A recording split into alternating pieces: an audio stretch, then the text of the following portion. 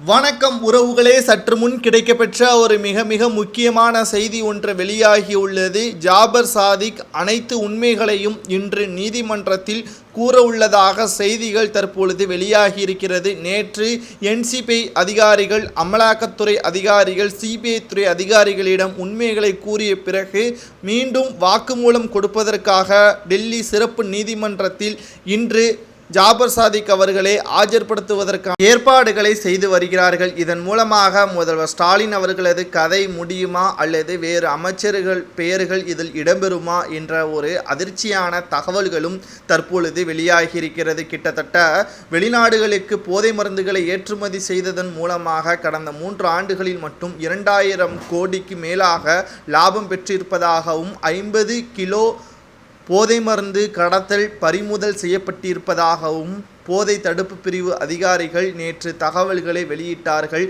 இதன் மூலமாக அதிக லாபத்தை எதிலெல்லாம் முதலீடு செய்தார்கள் என்று விசாரணை செய்யும் பொழுது ரியல் எஸ்டேட் மற்றும் தயாரிப்பு நிறுவனங்களை தொடங்கி ஜாபர் சாதிக் அவர்கள் பல்வேறு அதிக அளவில் முதலீடுகளை செய்ததாகவும் தற்பொழுது செய்திகள் நமக்கு கிடைக்கப்பெற்று இருக்கிறது. ரியல் எஸ்டேட்டை பொறுத்தளவிற்கு சென்னை ஜி ஸ்கொயர் நிறுவனத்திற்கு அதிக அளவு முதலீடுகளை செலுத்தியிருப்பதாகவும் அந்த நிறுவனத்தின் தலைவராக இருக்கக்கூடியவர் வேறு யாரும் கிடையாது, முதல்வர் ஸ்டாலின் அவர்களது மூத்த மருமகன் சபரீசன் அவர்கள். மேலும் தயாரிப்பு நிறுவனங்களை தொடங்கி முதல் படத்தை இயக்கியவர் வேறு யாரும் கிடையாது, உதயநிதி ஸ்டாலின் அவர்களது மனைவி கிருத்திகா உதயநிதி. இது மட்டுமல்ல, அறக்கட்டளைக்கு பணங்களை மாதம் கொடுத்து வந்திருக்கிறார் போதை மருந்து கடத்தல் மன்னன் ஜாபர் சாதிக் அவர்கள். இதன் மூலமாக ஒட்டுமொத்த கோபாலபுர குடும்பத்திற்குத்தான் அதிக அளவு பணங்களை கொடுத்திருக்கிறார். பினாமியாக உதயநிதி அவர்களுக்கு செயல்படுகிறாரா ஜாபர் சாதிக் என்ற ஒரு சந்தேகத்தின் அடிப்படையிலும் விசாரணை தற்பொழுது தொடர்ச்சியாக நடைபெற்று வருகிறது. இன்று மாலைக்குள் ஜாபர் சாதிக் அவர்கள் நீதிமன்றத்தில் கொடுக்கின்ற வாக்குமூலத்தின் அடிப்படையில் நிச்சயமாக உதயநிதி ஸ்டாலின் அவர்களோ அல்லது சபரீசன் அவர்களோ கைது செய்வதற்கான வாய்ப்புகள் அதிகமாக இருக்கிறது. டெல்லிக்கு அழைத்து சென்றாலும் ஆச்சரியப்படுவதற்கில்லை.